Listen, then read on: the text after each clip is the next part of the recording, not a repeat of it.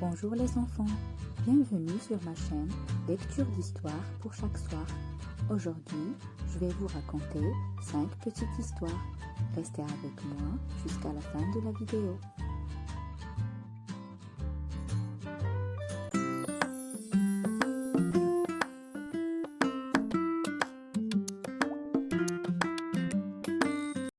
L'escapade de Chloé la girafe.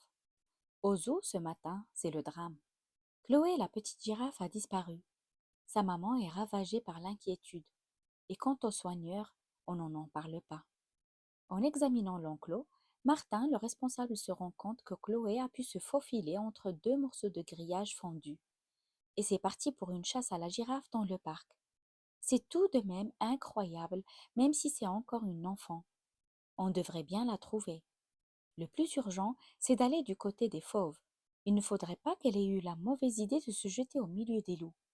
Mais heureusement, rien de ce côté. Vers les éléphants, la petite girafe a peut-être eu envie de rendre visite à ses anciens voisins. Il lui manque un peu depuis qu'ils ont déménagé à l'autre bout du zoo. Mais après un tour complet vers les pachydermes, pas de trace d'elle non plus. Tout à coup, le talkie-walkie de Martin crépite. Ça n'est pas très clair, mais il lui semble avoir entendu les mots girafe et otari dans la phrase du collègue qui cherche à le joindre. Ni une ni deux, il fonce vers le parc aquatique. Après avoir passé les manchots et le vieux phoque du zoo, voilà que Martin arrive au bassin des otaries. Et la surprise! Chloé est tranquillement installée au milieu de l'eau, en train de s'amuser comme une petite folle. Martin ne peut s'empêcher de rire. Il semblerait que la petite girafe rêvait simplement d'un bain frais.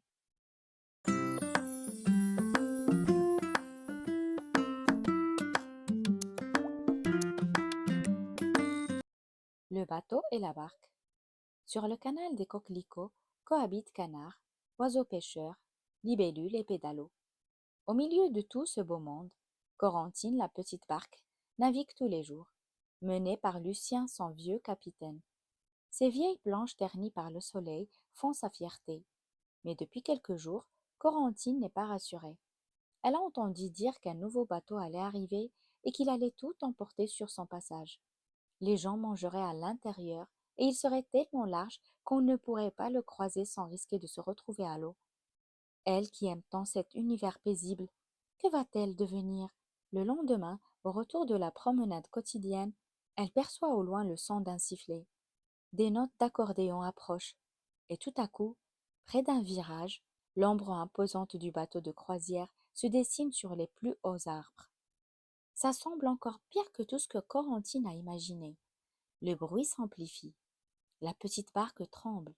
À quoi va ressembler le monstre? Elle ne pourra pas le croiser. Elle va se retourner et sombrer au fond du canal.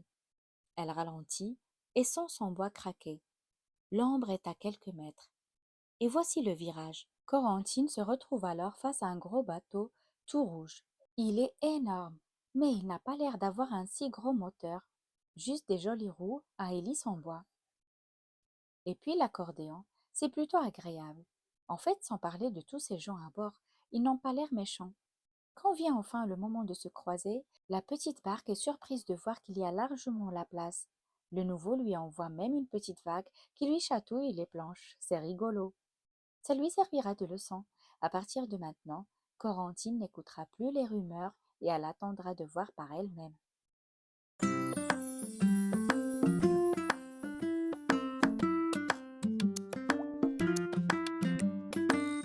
À l'école des monstres. À l'école des monstres, on apprend à parler avec une grosse voix, à se cacher dans les recoins des bois et à faire des ombres terrifiantes sur les murs. On a même un cours de sciences pour savoir comment faire pousser des pustules sur le nez. Les professeurs sont des trolls, des gnomes et des créatures à plusieurs bras. C'est plus pratique pour écrire au tableau.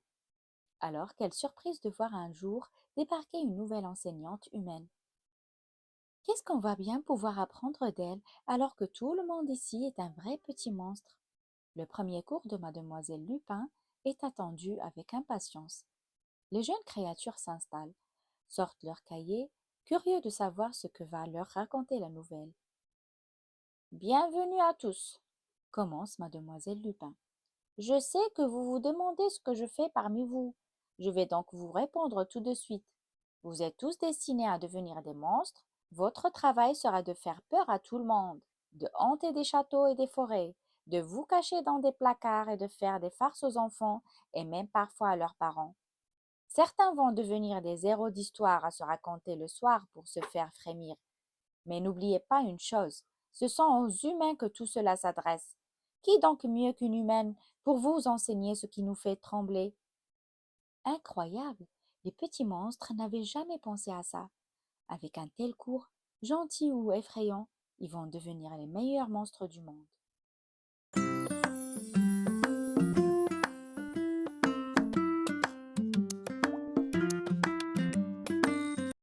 Axel, le violon bougon.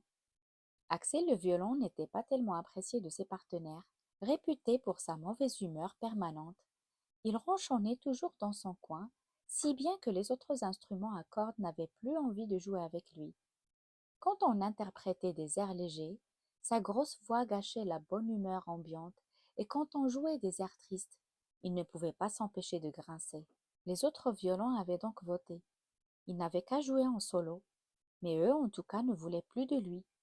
Axel fut donc posé dans un coin du local de répétition, et on l'oublia ici. Quand, de temps en temps, il reprenait du service durant une pause, son temps de parole ne dépassait que rarement les 5 minutes. Et moins il jouait, plus il grinçait, démotivant rapidement le musicien de passage qu'il essayait.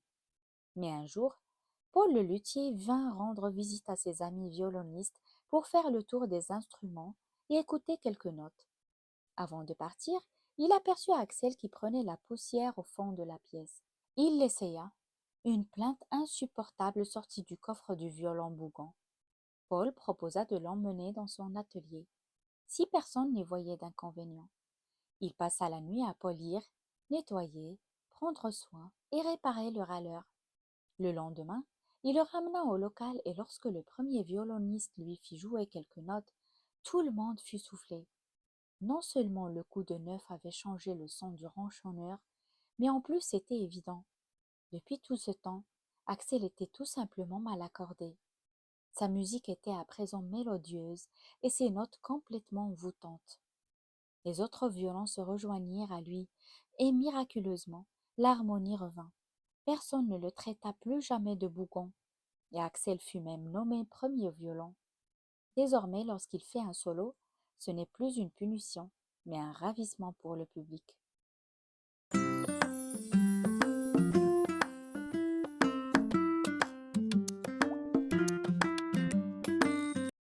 L'accordéoniste.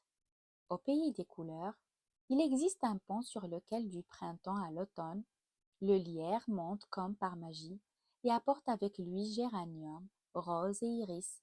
Pour accompagner ce joli décor, Anatole l'accordéoniste a pris l'habitude de saluer les passants en jouant de douces mélodies. Mais au fil des années, les immeubles se sont construits autour du pont, apportant avec eux de nouveaux habitants qui veulent profiter de la vue des fleurs, sans entendre la musique d'Anatole. Après avoir reçu plusieurs plaintes, le maire du village décide donc de demander aux musiciens de changer de place. Anatole est triste. Le voilà forcé de quitter ses amis et le pont au plus vite. Il part, espérant trouver un nouvel endroit où l'on saura l'accueillir. Mais dès le lendemain, les habitants constatent que toutes les fleurs ont disparu elles aussi. Le pont tant adoré n'est à présent plus qu'un tas de métal et de bois sans couleur. Une semaine plus tard, alors que le maire se rend dans le village voisin, il tombe sur Anatole qui a choisi le centre-ville comme nouveau lieu de représentation. Il joue au milieu d'un parterre de fleurs, les mêmes que celles que l'on pouvait voir avant sur le fameux pont. Étonné, le maire demande à Anatole de le suivre et de recommencer à jouer plus loin. Et comme il le soupçonnait, voici qu'aussitôt le lierre et les fleurs sortent du sol à toute allure. C'est l'accordéon d'Anatole qui a le pouvoir de les faire pousser. Le maire s'excuse immédiatement auprès du musicien et lui demande de revenir au village. Sans rancune, Anatole accepte, et depuis, du printemps à l'automne, il répand joyeusement derrière lui des fleurs qui font la fierté des habitants du pays des couleurs. Si vous aimez mes histoires, merci de mettre un petit j'aime. Pour ne pas manquer les prochaines histoires, abonnez-vous.